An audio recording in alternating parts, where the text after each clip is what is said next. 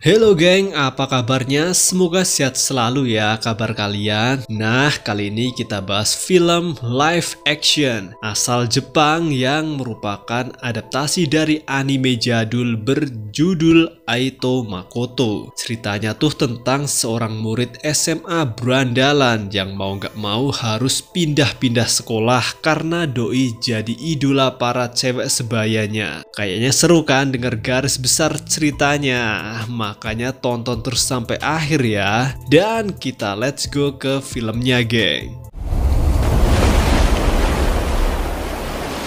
Film diawali dengan adegan kartun ketika seorang gadis cilik bernama Ai Satome kena apes. Doi nggak tahu caranya ngerem waktu lagi main ski di salju. Untungnya kejadian ini disaksikan oleh seorang bocah bernama Makoto Taiga. Spontan dong ya, Makoto gerak cepat alias gercep menyelamatkan Ai. Usai aksi penyelamatan heroiknya ini, Makoto yang terluka pun menegur Ai. Yang intinya, gue tuh nyelamatin lu bukan karena lu anak orang kaya ya. Jadi jangan GR. Omae, namae wa Saotome Ai desu. 11 tahun berlalu sejak kecelakaan itu, kini Ai tumbuh dewasa jadi siswi SMA yang cantik dan pintar. Terlihat saat ini dia lagi nongkrong-nongkrong sama temannya sehabis pulang sekolah geng. Di waktu bersamaan di sebelah tempat tongkrongan Ai melintas tuh cowok misterius bertopi. Rumah-rumahnya doi mau dikeroyok sama gangster jalanan. Entah kebetulan atau apa, rupanya cowok ini adalah Makoto, orang yang pernah nolong Ai waktu di gunung 11 tahun silam. Awalnya Ai nggak ngeh tuh sama Makoto, tapi pas si Makoto lepas topi sebelum bertarung, Ai pun mengenali sosok Makoto setelah melihat bekas luka di dahinya itu.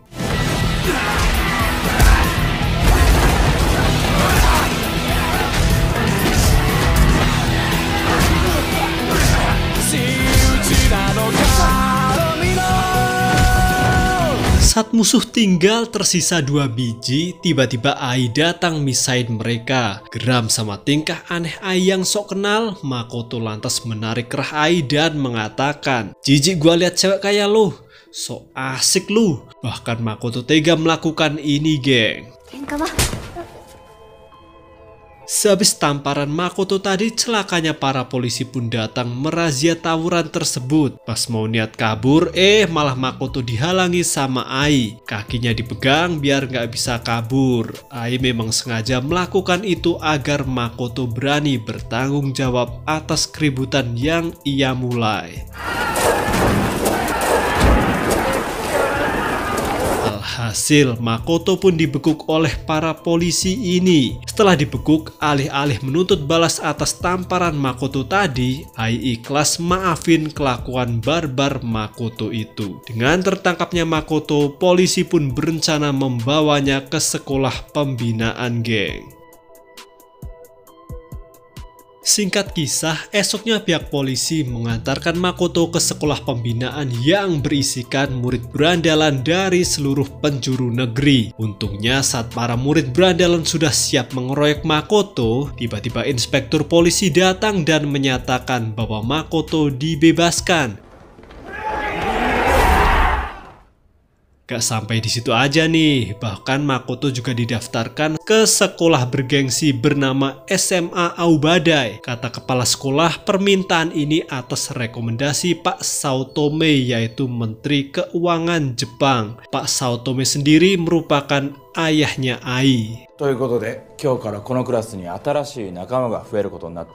Setelah selesai dari ruang kepala sekolah, lantas Makoto diantar ke kelasnya. Selaku wali kelas, Pak Maeda menyuruh Makoto memperkenalkan diri pada murid lain. Merasa terganggu sama topi Makoto yang dipakai di dalam kelas, Pak Maeda tak segan melepas topi Makoto dan terlihatlah bekas luka di dahinya.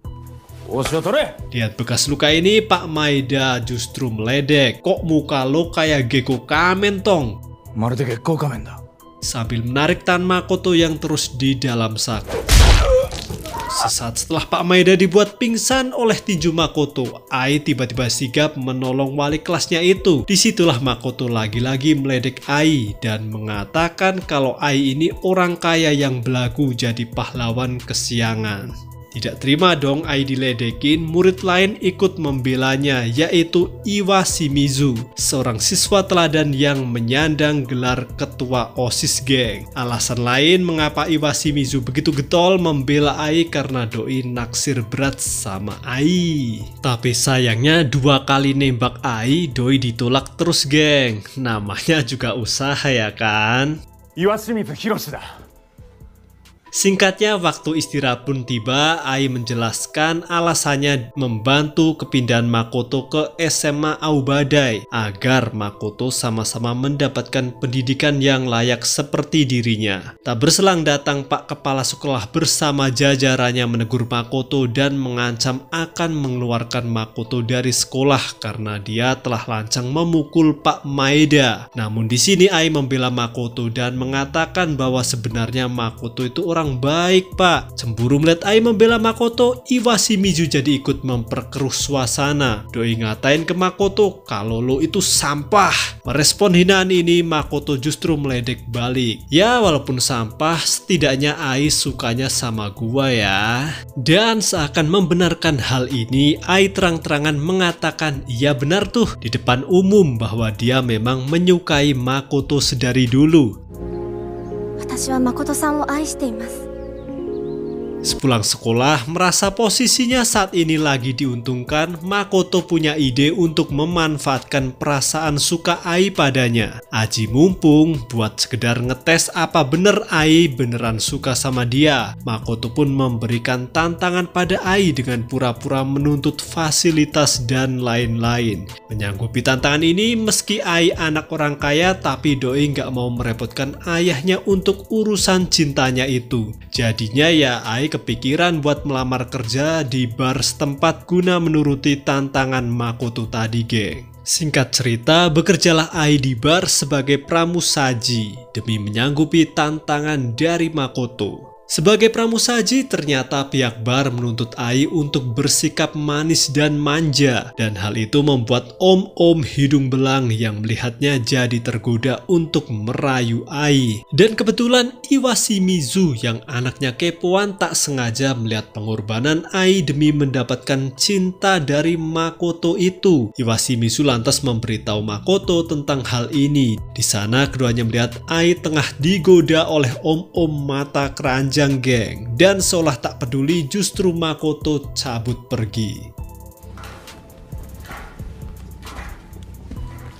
Malam itu, sepulang kerja Ai dari bar, ayah dan ibu Ai marah besar ketika mengetahui kalau anaknya kerja paruh waktu di bar. Dan ternyata kedua orang tua Ai tahu hal ini dari pengakuan Makoto lewat bukti foto yang dibawanya. Nggak sampai di situ aja nih, ternyata Makoto sengaja memeras ayah Ai dengan meminta sejumlah uang cash agar dirinya tutup mulut, serta dipindahkan dari sekolahnya saat ini karena doi bosen gak ada tantangan lagi. Orang tua Ai pun menyetujuinya dan memindahkan Makoto ke sekolah buangan bernama SMA Hanazono berkat kesepakatan ini geng. Hanazono Jitsugyou ni? Esoknya berangkatlah Makoto sebagai murid pindahan ke SMA Hanazono, tempatnya para berandalan berkumpul. Terlihat di kelas barunya Makoto, saat guru mengajar tak ada satupun siswa yang menyimak. Dan ketika Makoto tengah bersantai di kelas, tak berselang datanglah rombongan cewek berandalan yang diketuai siswi bernama Gumko, berniat menantang Makoto si murid pindahan ini. Di sini meski berhadapan dengan wanita, Makoto mah nggak pandang bulu bor.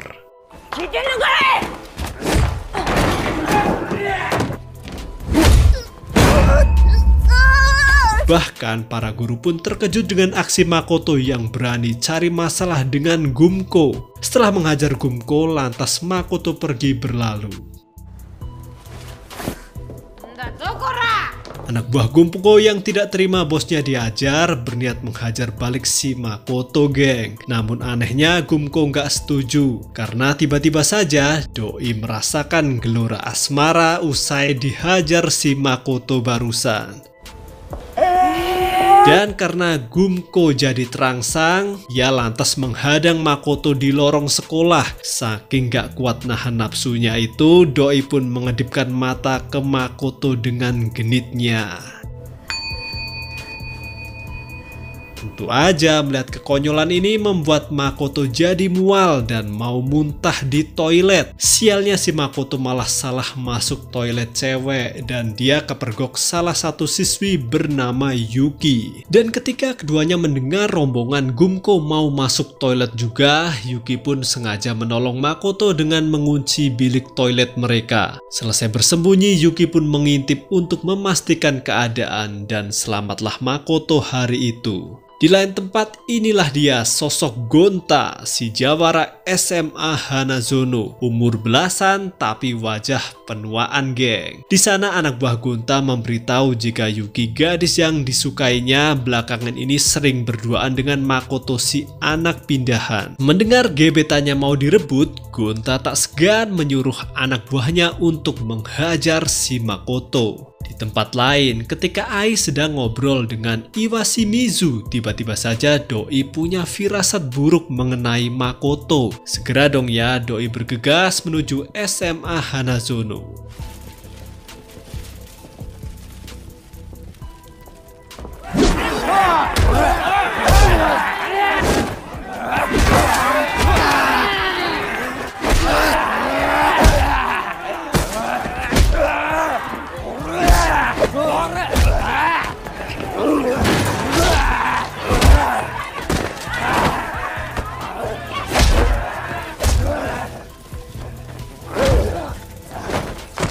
Dan benar saja, Ai menyaksikan Makoto lagi berantem di sekolah barunya itu. Spontan, Ai melerai keributan ini, geng. Kayak biasanya lah. Tentunya Makoto tidak mau duelnya diusik, ia tetap cuek aja tuh. Dan tak berselang datanglah Gonta yang mendengar kalau anak buahnya dihajar habis. Niat hati si Gonta sih ingin pamer kekuatan ke Yuki.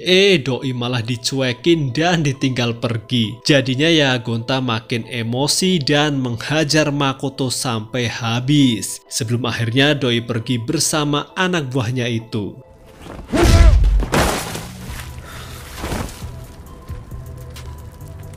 Keesokannya, Makoto yang babak belur di rumah sakit dijengukin nih sama Yuki. Tak lama Makoto pun sadar dan mulai tertantang dengan sosok Gonta. Ia pun bertanya pada Yuki, apakah si Gonta itu jawara SMA Hanazono? Yuki pun menjawab, aku nggak tahu kalau soal geng sekolah.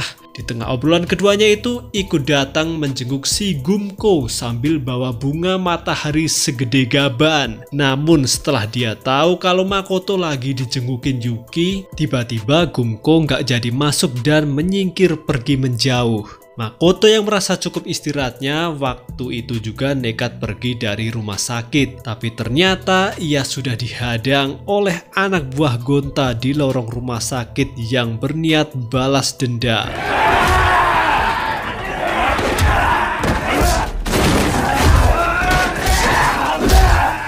Di lain tempat di kelas, Gonta lagi asik nih cerita ngalor ngidul sama temennya. Tak lama datang anak buahnya mengabarkan kalau mereka habis dihajar oleh Makoto di rumah sakit. Mendengar berita ini tentu aja Gonta jadi emosi. Kali ini beralih ke Ai. Waktu pelajaran sedang berlangsung, lagi-lagi Doi punya firasat buruk tentang Makoto. Tanpa banyak mikir lagi, tiba-tiba aja Ai minta pindah sekolah ke SMA Hanazono agar selalu bisa mengawasi Makoto pujaan hatinya itu.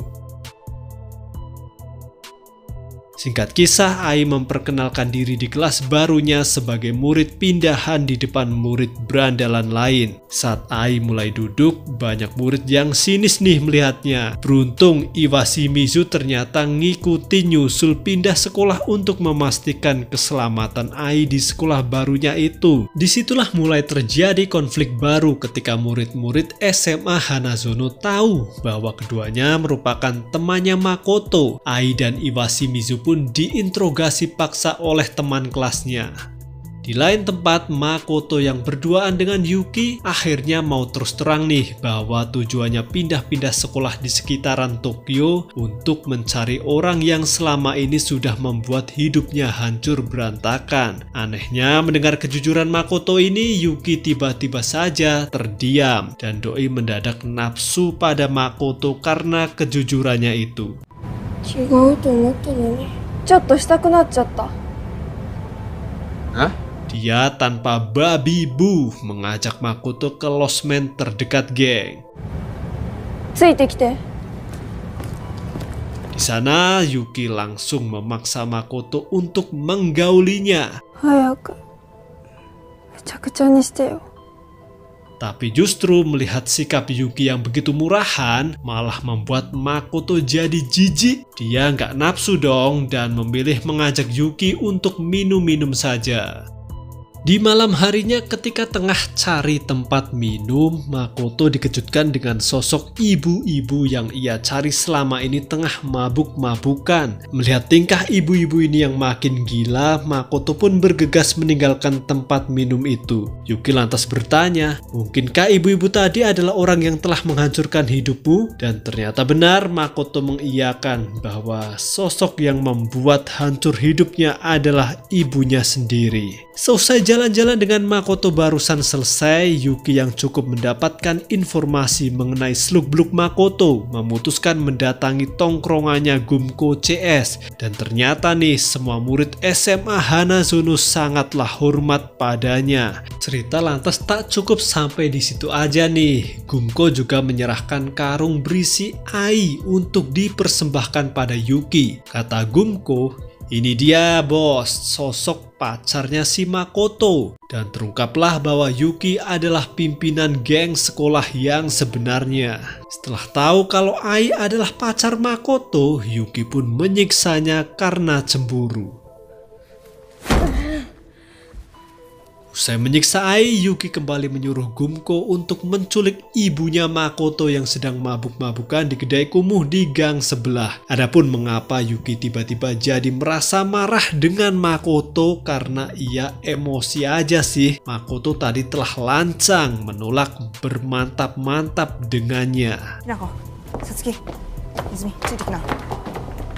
Di lain cerita, di tempat pemancingan setempat, Iwashimizu yang berhasil lolos dari siksaan Gumko CS segera menemui Makoto untuk mengabarkan kalau Ai telah diculik oleh geng sekolah. Tak lama setelah mereka pindah ke SMA Hanazono untuk menyusul Makoto. Kata Iwashimizu, Ai nekat melakukan semua ini hanya demi membalaskan budi pada Makoto yang dulu pernah menyelamatkannya. Iwashimizu pun memohon pada Makoto karena hanya dialah yang mampu menyelamatkan Ai. Di sini Makoto jadi nggak enak hati pada Iwashimizu nih. Doi khawatir jika melakukan penyelamatan ini justru nanti Ai malah semakin suka padanya. Dan bagi Iwashimizu justru itu nggak masalah jika hal itu terjadi. Karena yang terpenting saat ini bukanlah cintanya pada Ai, melainkan keselamatannya Ai. Itulah makna cinta tak harus memiliki, ujar Iwashimizu. Singkat kisah, di jalanan gang menuju tempat Ai disekap, Makoto pun dicegat oleh Yuki yang memberitahu bahwa dialah sebenarnya sosok pimpinan tertinggi SMA Hanazono. Yuki pun berkisah bahwa dia adalah anak yang lahir tanpa ayah karena ibunya adalah pelacur. Sejak kecil, Doi sangat kesepian geng karena tiap hari ibunya sibuk menjual diri nggak pernah pulang. Dan tiap kali ibunya pulang, bukannya kasih sayang yang dibawa, melainkan siksaan.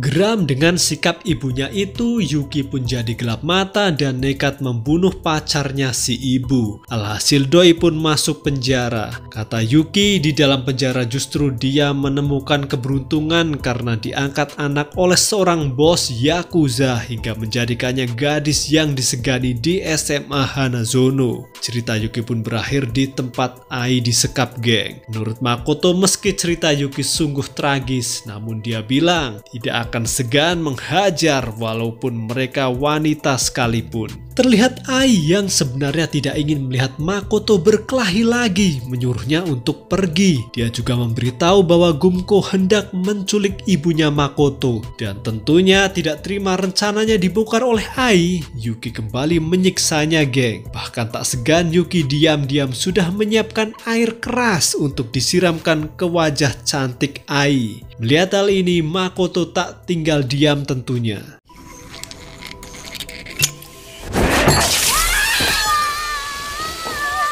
Di tengah keributan itu Yuki pun membawa Ai ke atap untuk diamankan. Setelah Makoto berhasil membantai semua berandalan cewek, ia pun disambut oleh Gonta CS di atap sekolah.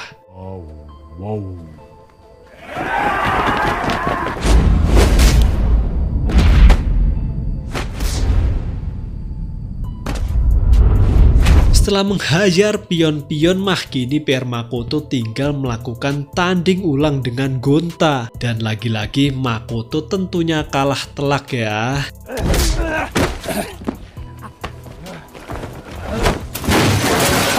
Ai yang melihat memohonnya agar duel segera dihentikan seraya memeluk Makoto yang terluka. Dalam suasana melo itu, Ai pun mengaku pada Makoto bahwa Makoto adalah pahlawan dalam hidup Ai selama ini. Ia tidak mau kehilangan Makoto lagi. Melihat kemesraan ini, Yuki makin cemburu dong, dan ia pun menyerang dengan kunai.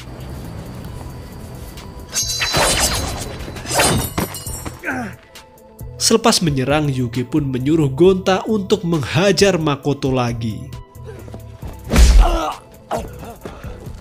Hampir saja di KO 2 kali oleh Gonta, rambut Makoto yang terjambak memperlihatkan bekas luka di dahinya. Seketika Gonta yang melihat luka ini pun meledek dengan mengatakan, "Muke lu mirip Gekko Kamen bro." Gekko Kamen mitai na.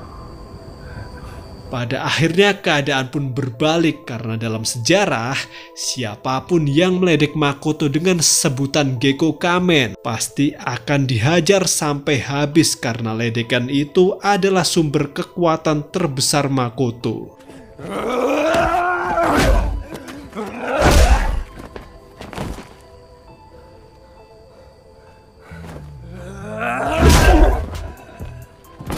Menyaksikan Gonta dihajar, Yuki pun bermaksud menolong, tapi justru Ai berkorban demi Makoto. Gonta! Melihat Ai terluka, Makoto pun gak terima nih. Kendati terluka, Makoto dengan tenaga sisanya menghajar Yuki yang keterlaluan. Saat Makoto hampir aja membuat cacat si Yuki, lagi-lagi Ai pun menghentikannya sebelum ia pingsan. Makoto-san.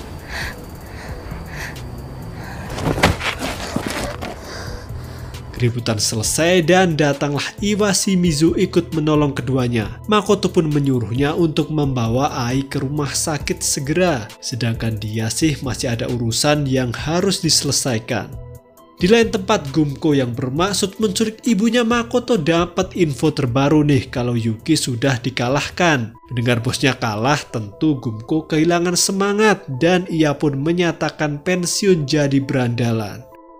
Beralih pada ibunya Makoto kali ini, terlihat dia begitu putus asa hingga nekat mau bunuh diri di perlintasan kereta. Dan justru Makoto yang melihat hal ini tiba-tiba saja datang untuk memeluk sang ibu dari belakang. Makoto pun mengaku bahwa dia adalah anaknya dan terungkap bahwa dulu mereka adalah keluarga yang harmonis geng. Namun karena ayah Makoto cosplay jadi Bang Toyib membuat si ibu stres dan hilang ingatan nih hingga tega mencampakkan Makoto kecil sebatang kara. Tindakan Makoto memeluk erat sang ibu ini agar mereka mati barengan aja lah sekalian. Tapi si ibu yang panik tiba-tiba saja kembali teringat bahwa dirinya masih punya anak bernama Makoto. Makoto! Tasukete!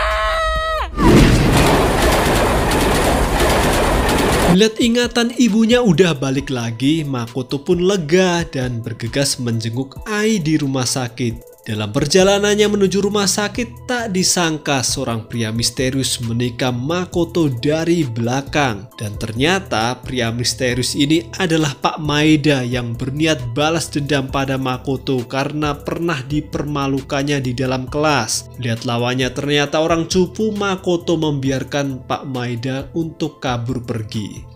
Meski darahnya telah mengucur deras, Makoto tetap nekat pergi menjenguk Ai. Setibanya di tempat Ai dirawat, Iwashimizu yang tahu diri memilih pergi dan memberikan mereka berdua kesempatan. Inilah pertama kalinya Makoto memeluk Ai duluan. Ai pun merasa bahwa ia sedang bermimpi karena cintanya kini tidak bertepuk sebelah tangan lagi. Namun Iwashimizu yang baru saja pergi terkaget ketika dia melihat ceceran darah di lantai, geng. Dia pun menyadari jika Makoto terluka parah. Sayangnya semuanya sudah terlambat. Makoto menghembuskan nafas terakhirnya di pelukan Ai. Film pun berakhir dengan adegan kartun yang memperlihatkan perjuangan Makoto menyelamatkan Ai saat mengalami kecelakaan 11 tahun lalu di Gunung Salju. Dan kisah ini pun selesai, geng.